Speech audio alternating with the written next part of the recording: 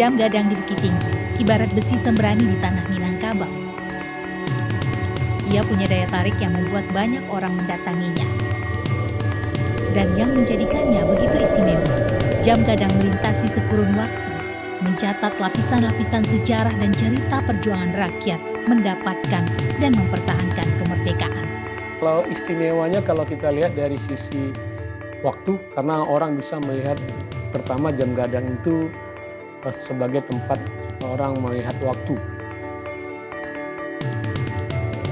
Daya pikat menara jam ini bahkan mampu membuat Jepang mempertahankannya pada masa itu. Tidak hanya menjadi memori kolektif, tapi juga menjadi saksi bisu dari beberapa peristiwa yang pernah terjadi dalam rentang sejak masa kolonial Belanda sampai di pasca kemerdekaan. Tidak banyak bangunan di Sumatera Barat yang punya riwayat hidup sepanjang jam gadang. Kini, setelah 100 tahun berlalu, jam gadang bukan sekedar penunjuk waktu, melainkan identitas kultural dan saksi bisu sejarah panjang Sumatera Barat.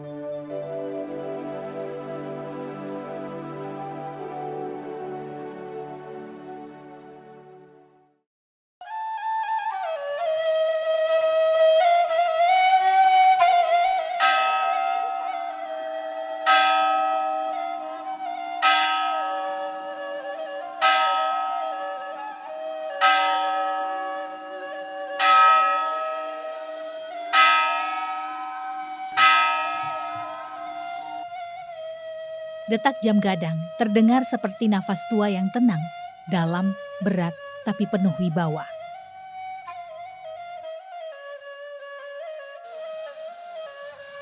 Suaranya tidak tergesa-gesa, seolah memberi ruang memulai aktivitas bagi masyarakat Kota Bukit Tinggi, Sumatera Barat. Dentangnya juga terasa seperti panggilan lembut menggema di antara atap rumah dan perbukitan di Bukit Tinggi. Ada kesan agung dalam bunyinya, seperti suara sejarah yang masih setia menjaga waktu.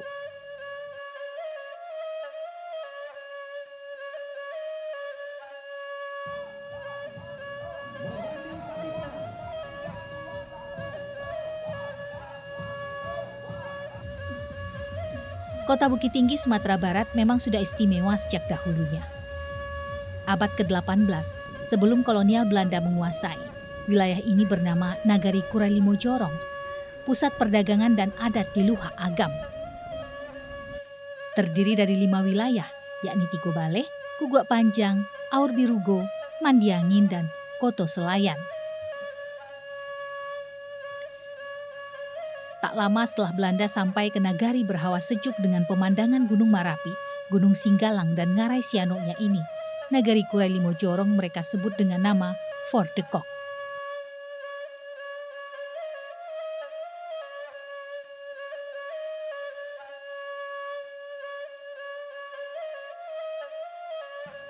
Fort de Kock sesungguhnya adalah nama Wakil Gubernur Jenderal Hindia Belanda, sekaligus komandan militer yang berkuasa pada tahun 1825 hingga 1830-an.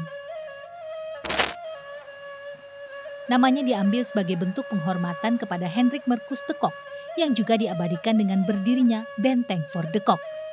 Benteng itu masih gagah bertahan hingga saat ini.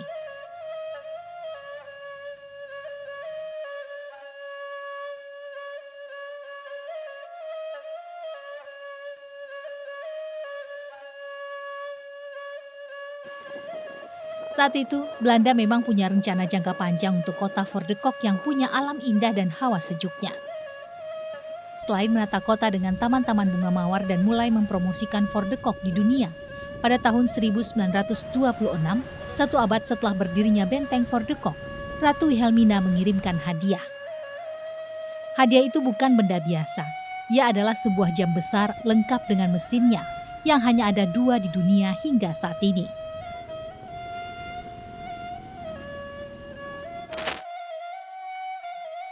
Kesepakatan Belanda dengan kaum adat saat itu, menara jam dibangun di atas bukit yang tertinggi di kawasan wilayah Fort de Kock.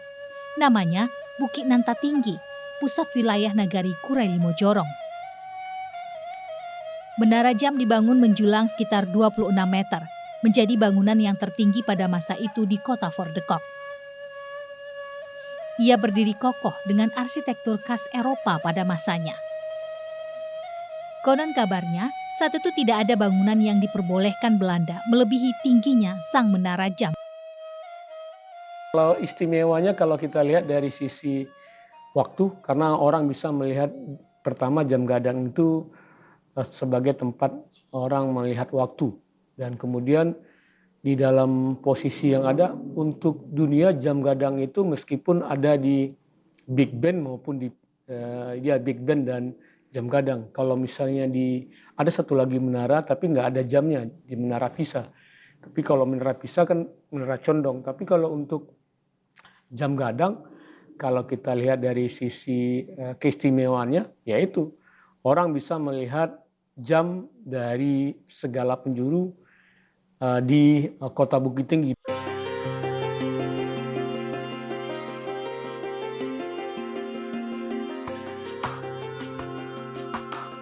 Namun yang membanggakan dari berdirinya jam gadang adalah sang arsitek adalah seorang pribumi bernama Yazid Rajo Mangkuto.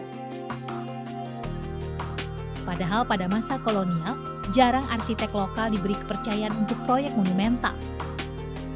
Dalam membangun menara jam gadang, Yazid Rajo Mangkuto menggunakan teknik konstruksi manual, batu bata dan kapur sebagai perekat. Bahan-bahan itu kabarnya masih dari negeri sendiri. Semua dikerjakan dengan ketelitian dan tenaga manusia untuk mengangkat material. Belum ada alat berat modern seperti kren hidrolik.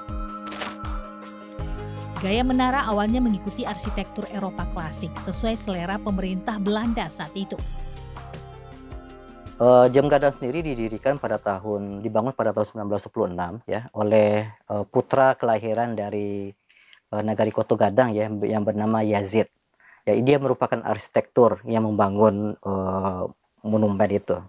Dan jam ini sendiri itu didatangkan dari Eropa ya, dan itu benar-benar sebuah hal yang surprise bagi warga Kurelima Jorong di masa itu, karena mereka mempunyai sebuah monumen yang waktu itu megah ya, dan itu merupakan monumen pertama waktu itu di seluruh Indonesia di masa itu. Dan keberadaan dari jam gadang sendiri di tahun 1926 itu memang mempunyai arti penting bagi pemerintah kolonial Belanda. Ada yang menegaskan bahwa ini merupakan sebuah miniatur ya dari konsep dari pemerintahan dari kota yang bercorak kolonial ya. Belanda ingin meneguhkan tentang simbol bahwa mereka itu mempunyai kekuasaan di Bukit Tinggi melalui monumen itu. Ada juga menegaskan bahwa keberadaan monumen ini adalah untuk membangunkan warga kota Bukit Tinggi di masa itu. Karena beberapa pertimbangan, pemerintah kota Bukit Tinggi tidak membuka akses pengunjung ke bagian atas menara. Dari pintu bawah, tangga besi memutar akan membawa pada mesin jam gadang yang didatangkan langsung dari Jerman pada tahun 1926 lalu. Mesin jam yang dibuat oleh pabrik Fortman di Jerman adalah benda langka. Konon, tipe mesin seperti ini hanya ada 2 di dunia. Salah satunya di Big Ben, London. Ini apa? Ini kan menghitung jarak jamnya. Oh, ya. gitu. Jadi sekali berapa? Oh, Hari? enggak sekali 3 hari. Sama Oh, jadi turun turun ke ke bawah, bawah, nanti di bawah dan ke atas. di atas. Tanpa baterai. Tanpa baterai ya. Sampai hari ini, sistem mekanik masih bekerja dengan prinsip lama tanpa teknologi digital. Ini membuat jam gadang bukan sekedar menara, tapi artefak teknologi klasik. Mesin jam yang didatangkan dari Jerman melalui jalur laut. Bayangkan, perjalanan mesin itu dari Eropa hingga sampai ke pelabuhan Emmahaven di Padang. Lalu dibawa naik ke Bukit Tinggi melalui jalur darat yang berkelok dan menanjak. Proses pemasangannya dilakukan dengan presisi tinggi karena sistemnya mekanik murni.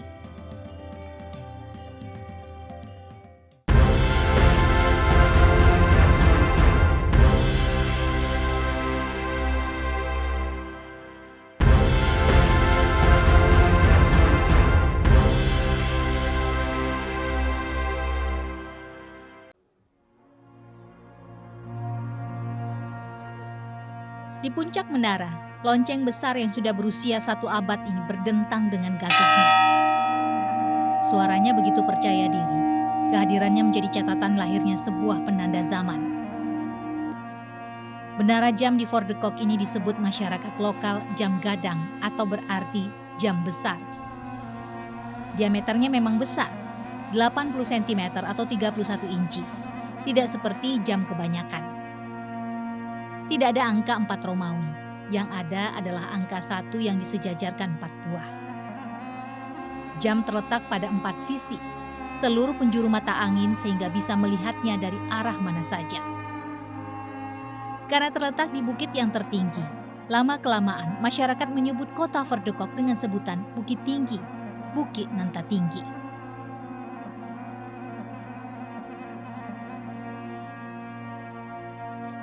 Bagaimanapun, hadirnya jam gadang ini menjadi simbol sekaligus saksi sejarah kita yang tidak pernah diam. Saat dibangun pada tahun 1926 di masa pendudukan Belanda, atapnya bergaya Eropa. Sejak saat itu, jam gadang jadi saksi pergolakan zaman. Waktu bergulir, sejarah pun berubah. Saat Jepang datang dan mulai menguasai pada tahun 1942, ia tidak menghancurkan jam gadang seperti halnya sejumlah monumen di Sumatera Barat, tapi justru mengubah bentuk atapnya menyerupai arsitektur khas Jepang, pagoda. Keberadaannya itu memang mempunyai arti di masa kolonial Belanda dan kemudian itu juga menjadi arti di masa Jepang. Kita melihat dari beberapa perubahan dari kuncup atapnya.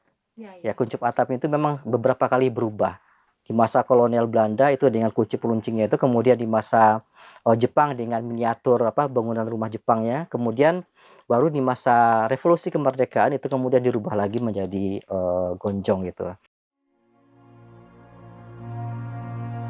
Setelah Indonesia merdeka, atap jam gadang berubah menjadi gonjong khas Minangkabau. Perubahan itu seperti simbol perjalanan identitas, bukan sekedar estetika. Dari penjajahan, pendudukan, lalu kembali ke jati diri. Perubahan itu adalah simbol bahwa identitas bangsa akhirnya menemukan bentuknya sendiri. Tidak hanya menjadi memori kolektif, tapi juga menjadi saksi bisu dari beberapa peristiwa yang pernah terjadi dalam rentang sejak masa kolonial Belanda sampai di pasca kemerdekaan. Ya, sekitar 3 tahun setelah Indonesia merdeka, Bukit Tinggi, kota jam gadang ini pernah menjadi pusat penting dalam sejarah nasional.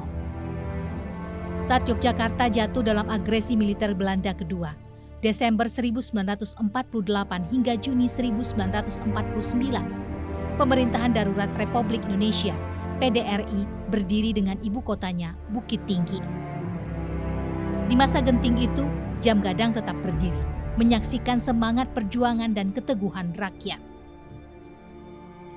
Sama halnya dengan keteguhan hati rakyat Sumatera Barat, detak jam gadang tak pernah berhenti menjadi saksi bisu hingga pergolakan 1 dekade kemudian di masa pemerintahan revolusioner Republik Indonesia, PRRI, 1958 hingga 1961. Dialah jam gadang, menara waktu yang tak sekedar menunjukkan angka, tetapi menyimpan cerita.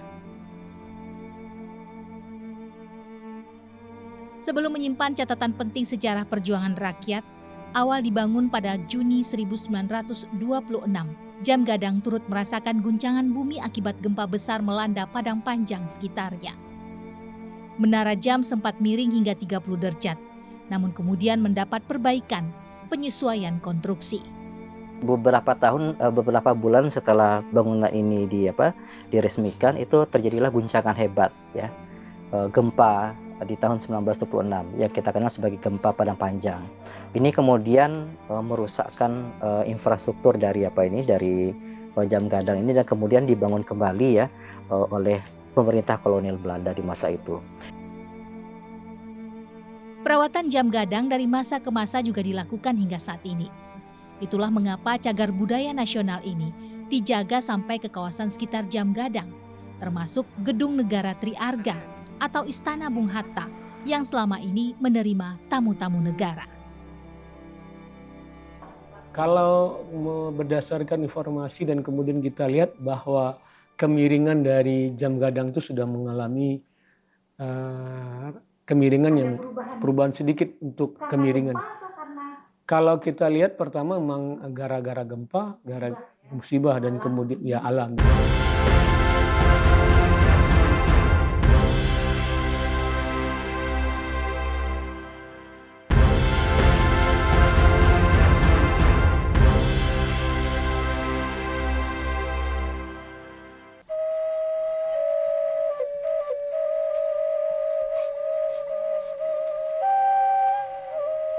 Jam gadang dan Bukit Tinggi adalah dua hal yang tak terpisahkan. Di kota kelahiran proklamator Bung Hatta ini, risalah, riwayat masa lalu, tercatat dengan baik dalam ingatan penduduknya.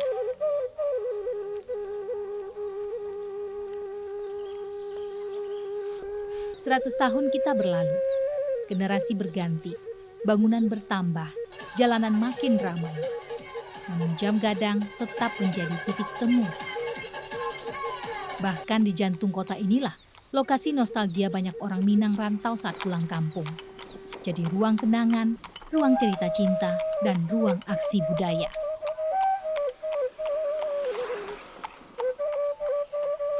Jam gadang itu seperti ruang publik emosional. Anak-anak berlari bermain, wisatawan mengabadikan kenangan. Jam gadang bukan hanya monumen sejarah. Ia adalah ruang hidup, ruang budaya, ruang kebersamaan. Perkembangannya saya lihat dari tahun ke tahun cukup ada signifikan ya, dan ada perubahan. Sebelumnya tidak ada air mancur, menari-nari, sekarang sudah ada air mancur menari.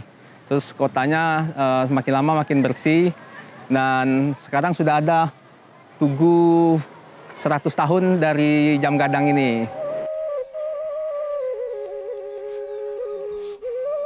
Di bawah jam gadang ada aktivitas ekonomi. Ada banyak pedagang yang menggantungkan harapan. Pasar Nagari Kurelimo Jorong yang jadi pusat perdagangan dahulu, kini masih menyisakan hal yang sama dengan suasana yang lebih modern tentunya.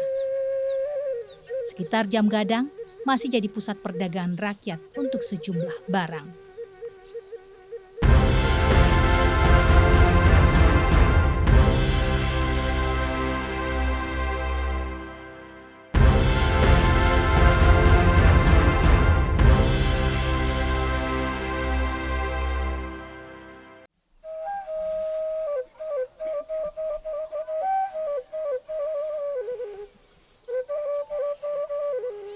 Di bawah cahaya jam gadang, budaya bukan sekedar pertunjukan. Ia hidup dalam keseharian, dalam tutur kata, dalam sopan santun, dalam rasa syukur dan dalam falsafah adat Basandi Syarak, Syarak Basandi Kitabullah.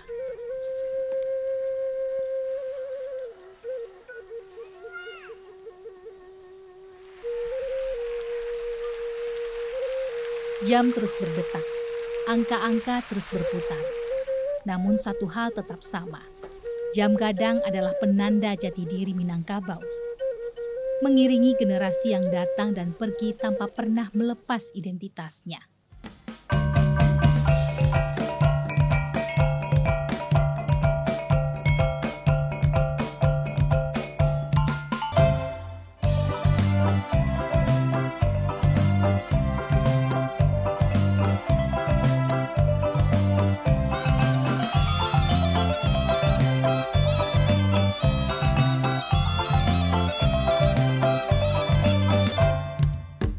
Di kota yang pernah bernama Fort de Kock ini, di tanah yang melahirkan pemikir dan pejuang bangsa, sebuah menara tua terus mengingatkan kita bahwa waktu boleh berjalan, tetapi sejarah harus selalu dikenang.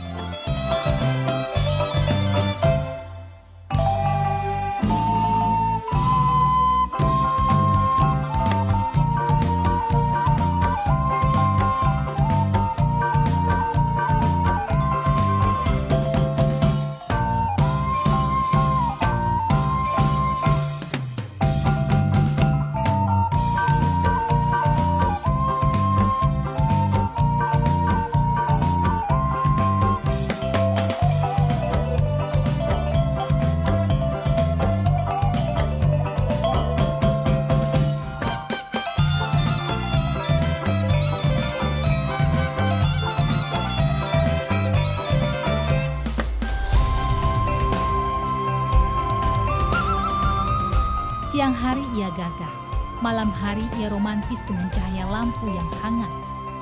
Menghidupkan malam, menjaga ingatan, dan mengingatkan kita bahwa waktu boleh berlalu, namun cerita akan selalu menemukan cara untuk tinggal.